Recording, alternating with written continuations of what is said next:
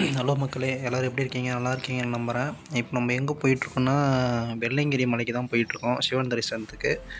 நான் ஃபஸ்ட் டைமாக போகிறேன். அதாவது எப்படின்னா, 7 மலை ஏறணுமா, 7வது மலையில தான் சிவன் இருக்காராம் உச்சியில. இப்போ வந்து ஒரு 12:30க்கே நம்ம கிளம்பியாச்சு. எங்கள் வீட்டிலேருந்து பார்த்தீங்கன்னா 365 கிலோமீட்டர். ஸோ சடனாக பிளான் பண்ணி மறுநாள் பிளான் பண்ணதுனால யாரும் வரலன்னு சொல்லிட்டாங்க. நானும் என் ஃப்ரெண்டு மட்டும் ஒரே வண்டியில் போயிட்டுருக்கோம். நாளைக்கு வந்து சிவராத்திரி, அதனால தான்.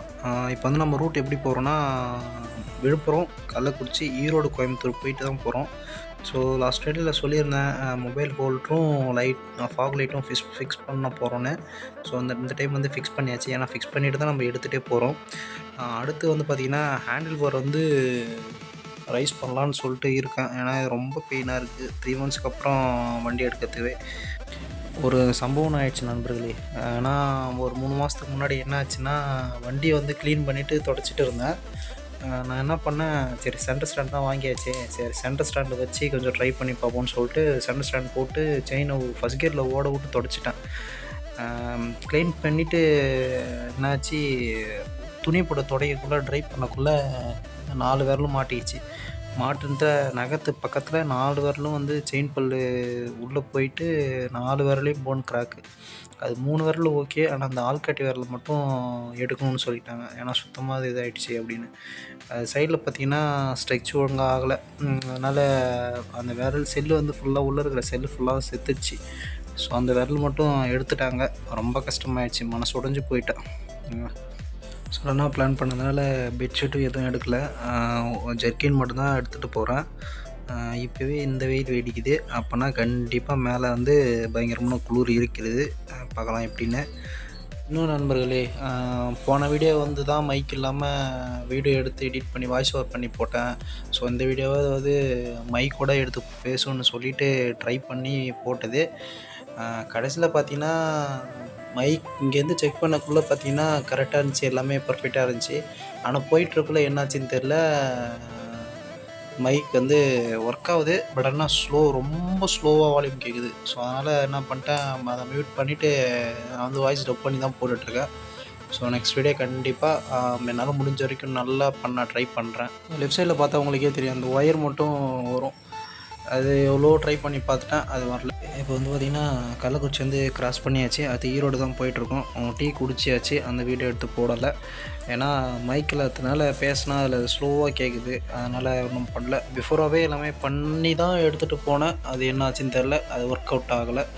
அடுத்த ஒரு வேலை வந்துச்சு ப்ரோ. என்னென்னா, இப்போ வண்டிக்கு வந்து 2 டயருமே மாற்றணும், ஃப்ரண்ட் அண்ட் பேக்கு. ஆல்மோஸ்ட் வந்து 35,000 கிலோமீட்டர் ஓடிச்சு. இப்போ வந்து ஃப்ரண்ட் டயர் ஓரளவுக்கு பரவாயில்ல, பேக் டயர் வந்து மாற்றி ஆகணும். ஏன்னா ஒன் சைடாக தேயுது. அது மட்டும் இல்லாமல் சென்டரில் வந்து ஏதோ ஒரு பிளேட் மாரி ஏதோ ஒன்று குத்தி அந்த இடமே வந்து லைட்டாக இல்லாமல் இருக்குது. ஸோ எதனா ஒன்று ஆணிக்குன்னே ஏறிச்சுன்னா அது பெருசாக வேலை வச்சிடும். ஸோ அதனால தான் டயர் கம்பல்சரி மாற்றி ஆகணும்.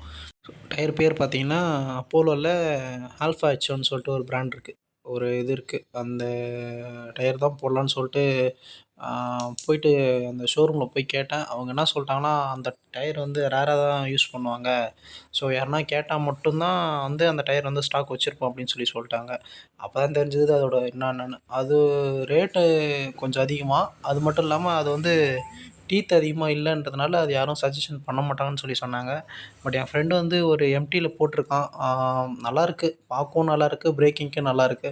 ஸோ அதை வந்து இந்த ட்ரை பண்ணி பார்ப்போன்னு சொல்லிட்டு அடிக்கடிக்கு இது வேறு கேமரா டைட்டையும் அந்த மொபைல் ஹோல்டர் டைட்டையும் அடிக்கடி செக் பண்ண வேண்டியதாக இருக்குது. பயமாக இருக்குது, எதனா லூஸ் ஆகி எதனா விழுந்துருமா என்னான்னு. ஸோ டயர் வந்து இன்றைக்கி வந்து கேட்டதுக்கு அவங்க என்ன சொல்லிட்டாங்கன்னா, அதுமாரி ஆர்டர் பண்ணணும், ஆர்டர் பண்ணி இன்றைக்கி வந்துச்சுன்னா வந்து போட்டுக்கோங்க, அப்படி இல்லைனா மண்டே தான் அப்படின்னு சொல்லியிருக்காங்க. ஸோ போய் இன்னைக்கு வேலையாகாது, நீங்கள் போட்டு வைங்க, நான் வந்து மண்டே இல்லை டியூஸ்டே வந்து மாற்றிக்கிறேன் அப்படின்னு சொல்லிட்டு வந்திருக்கேன். பார்ப்போம் அது எப்படி இருக்குன்னு. ஆனால் நல்லா இருக்குங்க, டயர் பார்க்க நல்லாயிருக்கு. பட் ஆனால் R15க்கு போட்டு பார்ப்போம் எப்படி இருக்குன்னு, டெஸ்ட் பண்ணி பார்ப்போம். நான் ஒரு உண்மையை சொல்லி ஆகணுங்க. பைக்கில் போனால் சரி வீடியோ எடுத்து போட்டுடலாம் அப்படின்னு சொல்லிட்டு ஏதோ பண்ணுறோம். ஆனால் இப்போ தான் தெரியுது ஒரு கண்டென்ட்டுக்கு என்னென்னலாம் பண்ண வேண்டியது இருக்குன்னு. ஒன்றும் முடியல என்னால். ஃபஸ்ட்டு ட்ரெக்கிங் போன இடம்னு பார்த்தீங்கன்னா வச்சுங்களேன், பருவதமலை, திருவண்ணாமலை டிஸ்ட்ரிக்டில் இருக்குது. அங்கே தான் ஃபஸ்ட்டு வந்து நான் ஒர்க் பண்ணக்குள்ளே ஃபஸ்ட்டு போனது. ட்ரெக்கிங்கு. அப்போது வந்து ஈஸியாக இருந்துச்சு. ஸோ அதே மாதிரி தான் இதுவும் இருக்குன்னு சொல்லிட்டு போனக்குள்ள தான் நிறைய பேர் சொன்னாங்க, பருவதமலை மற்ற எல்லா மலையும் நீங்கள் ஈஸியாக ஏறிடலாம். ஆனால் வெள்ளையகிரி மலை மட்டும் அவ்வளோ சீக்கிரம் உங்களால் ஏற முடியாது அப்படின்னு சொல்லி சொல்கிறாங்க. அது போய் பார்ப்போம். யார் எப்படி சொன்னாலும் நம்ம போகிறது தான். அந்த க்ளவுஸ் இல்லைன்னா வண்டி ஓட்ட முடியாது என்னால். ஏன்னா அந்த அடிபட்டதுனால ஃபிசியோதெரப்பி பண்ணிகிட்ருக்கேன். ஸோ ரொம்ப பிரேக் வந்து ரொம்ப ஹார்டாக பிடிக்கக்கூடாது, ரொம்ப வெயிட்டான பொருளாக எதுவும் தூக்கக்கூடாது அப்படின்னு சொல்லி சொன்னாங்க. ஆனால் என்னால் அந்த கோயிலுக்கு போகாமல் என்னால் இருக்க முடியல. போயே ஆகணும்னு முடிவு பண்ணியாச்சு. ஸோ எதுவாக இருந்தாலும் பார்த்துக்கலான்னு சொல்லிட்டு கிளம்பியாச்சு. இன்னொன்று பார்த்தீங்கன்னா, ஸோ வண்டியில் பார்த்தீங்கன்னா, கூலண்ட் ஆயிலோட கேப் வந்து எங்கேயோ விழுந்துட்டுருக்கு. அதுவும் டீ குடிச்சிட்டு வந்து பார்க்கக்குள்ள தான் தெரியுது கூலண்ட் ஆயிலோட கேப்பு காணோன்னு. என்ன பண்ணுறது, ஒரு கவர் எடுத்து எடுத்து கட்டிட்டு அதுக்கப்புறமா தான் அப்படியே கிளம்புறேன். உள்ளே ஃபுல்லாக டஸ்ட்டு மாதிரி லைட்டாக இருக்குது. ஸோ வீட்டுக்கு போயிட்டு தான் அந்த கேப்பு வாங்கி அந்த ஃபுல்லாக சிஸ்டம் ஃபுல்லாக க்ளீன் பண்ணிவிட்டு ட்ரை பண்ணிட்டு அதுக்கப்புறம் கூலண்ட் ஆயிலில் ஊற்றி தான் அந்த கேப் போடணும். ஏன்னா அப்படியே கேப்பு கூலண்ட் ஆயிலில் ஊற்றி ஃபிட் பண்ணோன்னா இருக்கிற டஸ்ட்டு ஃபுல்லாக உள்ளே போயிடும். அதனால் அப்படி பண்ணக்கூடாது. ஓகே.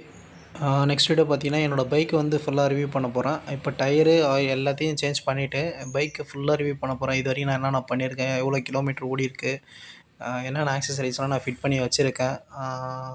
நெக்ஸ்ட்டு வந்து வீடியோ போட்டுட்டு அதுக்கப்புறம் என்ன பிளான் வச்சுருக்கேன்னா, கொழுகுமலை போகலான்னு சொல்லிட்டு ஒரு பிளான் இருக்குது. பார்ப்போம். மேபி நெக்ஸ்ட் மந்த் இல்லை அதுக்கு அடுத்த மந்த்து போகிற மாதிரி இருக்கும்னு நினைக்கிறேன். ஸோ அதனால் அப்டேட் பண்ணுறேன் பிஃபோராகவே உங்களுக்கு.